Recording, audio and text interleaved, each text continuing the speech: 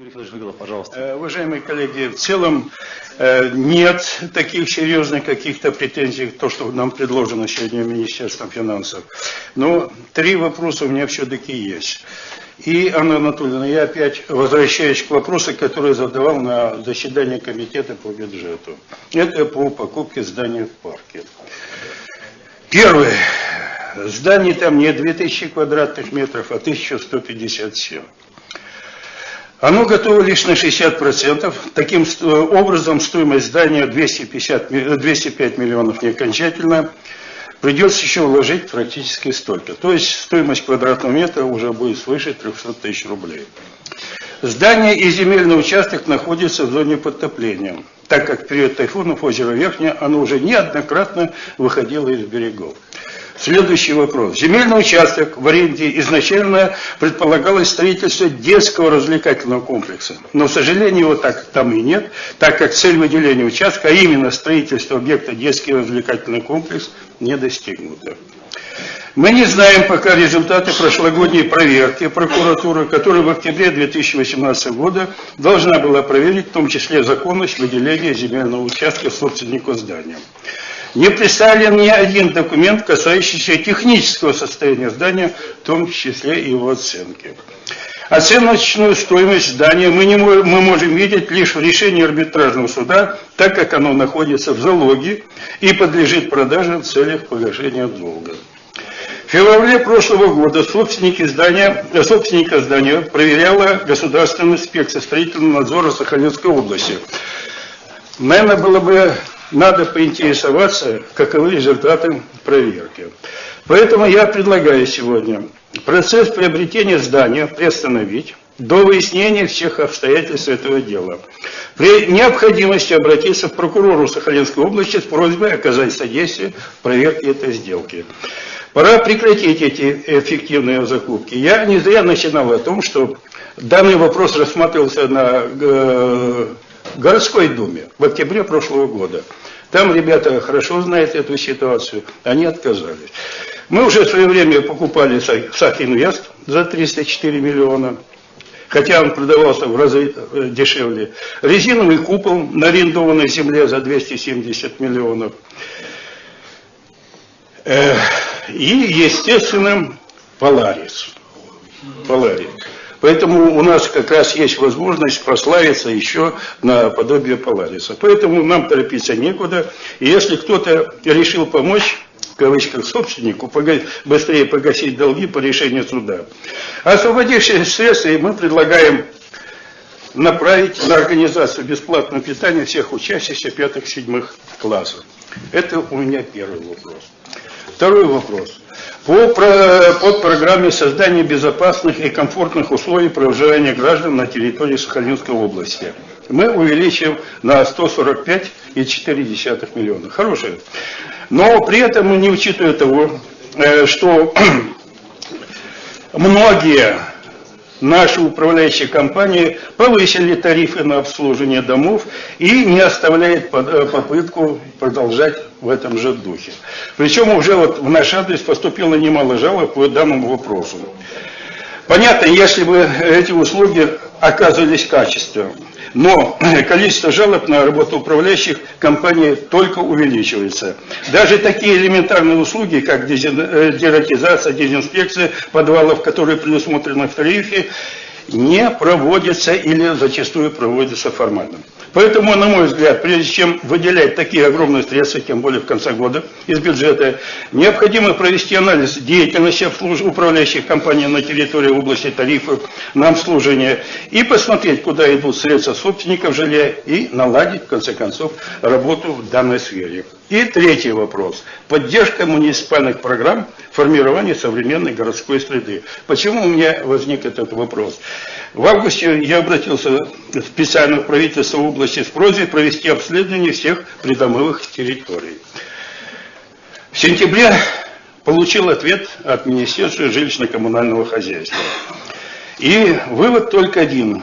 Сомнения в реализации мероприятий по ремонту дворов в областном центре, а ответ мы получили только по областному центру, в связи с ограниченным финансированием со стороны правительства Сахалинской области. То есть губернатор у нас призывает мэров, что, ребята, давайте займемся этим делом, по деньгам решим все проблемы. Министерство ЖКХ высказывает свое сожаление, что не может выполнить в связи с недостатком этих средств. Поэтому я бы попросил по этому вопросу внимательно еще раз посмотреть. Спасибо. Кто ответит? Культура? Нонна Владимировна. Что у нас с Ахвестом и что будет в парке?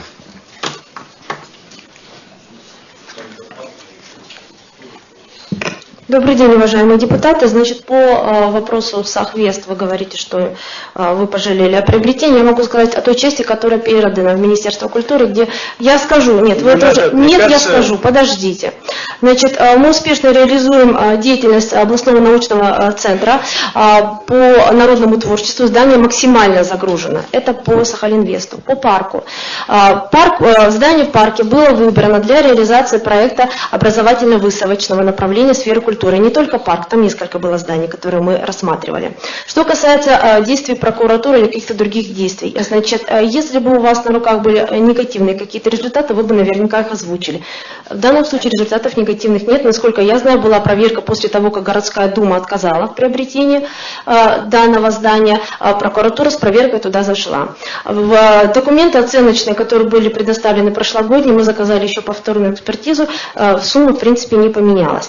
Поэтому в части законности этого здания у меня сомнений нет. Что касается его загрузки. Здание в парке будет направлено для реализации нового проекта, который на Дальнем Востоке еще успешно не реализован. Это задействованы будут молодежь, дети, причем вы говорили детское образовательное, оно так и будет. Будут использованы новые форумы совместно с агентством стратегических инициатив, проект называется «Точка кипения». Что касается ремонта здания, по нашим пока примерным прикидкам, это не более 50 миллионов рублей, это минимальное количество, это лестничные пролеты, туалетные комнаты и коммуникация. Мебель там будет тоже в минимальном количестве, это такой лаунж будет. Значит, основной упор идет все-таки на компьютеризацию, выставочно-образовательную деятельность, и под этот проект мы будем задействовать не только направление культуры, но и образовательные проекты тоже. Ну, я только единственное могу сказать, по данному вопросу мы взяли на контроль, поверьте, запрос в соответствующую прокуратуру от нас будет. Хорошо. Это имейте в виду. Спасибо. Пошел, Дмитрий Александрович, вопрос, пожалуйста. Еще был вопрос по городской среде. Прошу прощения. Пожалуйста, Зайцев Дмитрий Владимирович, министр ЖКХ. Здравствуйте, уважаемые коллеги. Значит, что касаемо работы управляющих компаний. Действительно, говорится, такая же злободневная тема и нарекания всегда к ним есть. Но что касается роста тарифов, то здесь то, что плата за обслуживание общедомового имущества, дело в том, что это все идет только согласие собственников.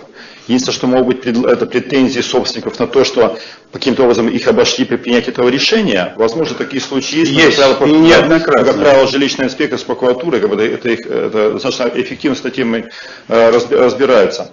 Что касается дополнительно 145 миллионов рублей, это мы дополнительно выделяем это на ремонты подъездов. Вы знаете, что в прошлом году мы сделали опять около 800 подъездов, в этом году задача стоит около 1500 подъездов сделать, отремонтировать. Это мы дополнительные деньги, мы второй регион в России, только два, Московской области, мы выделяем на это деньги. Мы считаем, что это и социальные, и с точки зрения то есть комфорта проживания, очень эффективная мера. Да, здесь, конечно, мы в какой-то мере освобождаем деньги собственников, то есть они уже могут больше ремонтировать, там какие-то мелкие работы делать у себя по дому.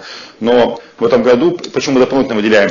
Потому что мы, вы знаете, что сразу призвали управляющие компании, то есть и мэрии, точнее, и управляющие компании, что делайте ремонт дополнительно к тем 100 миллионам, которые мы выделили с вами первоначальным бюджетом, делайте дополнительно, мы это, то есть осенью мы будем это возмещать, что мы сейчас и осуществляем. Я считаю, это очень хороший ход такой, и со всей точки зрения то, что я сказал. Значит, что касается... Так, выскочила. По современной городской среде. Я там, мне сейчас тяжело сказать, там какая сентенция была насчет того, что снижение финансирования. У нас по программе было 1 миллиард 600 миллионов рублей на эту программу в этом году. Мы по ней делаем в этом году 134 двора по всей Сахалинской области. Но, скажу честно, имелось то, что нам для того, чтобы выполнить темпы ремонтных работ в полном объеме, вот за ближайшие 5 лет отремонтировать все 1400 дворов, нам нужно поднимать планку, ремонтировать год не меньше 200 дворов. И вот речь идет об этом, что для этих целей, конечно, надо дополнительно выделять. Потому что у нас есть вторая составляющая по этому вопросу.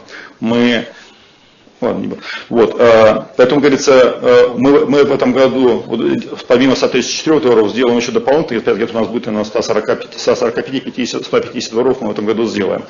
Вот, качество плена, мы есть очень масштабно, идем все-таки навстречу населению. Мы учитываем все, вот это я скажу, что вы многие принимаете участие в дворовых встречах с населением, мы максимально, мэрия учитывает запросы населения. Поэтому у нас, конечно, дворы такие вот очень большие, комфортные, очень благоустроенные. Вот, там, где, конечно, позволяет там, делать детские площадки, спортивные городки и так далее. Поэтому в этом плане, давайте я с вами отдельно встречусь. Ну, тут единственное, я считаю, ограничение только может быть строительные возможности наших организаций. Только единственное. На финансирование, наверное, ссылаться было не совсем правильно. Ну, есть проблематика на севере, есть проблема, действительно, наличие строительной компании. Есть предложение более детально обсудить на круглом столе. Давайте сегодня после заседания обсудим. Я с удовольствием его организую с министерством и заинтересованными мэриями, специалистами ДГХ, УКСа и прочее. Проблема есть. Коллеги, пожалуйста, прошу, Дмитрий Александрович.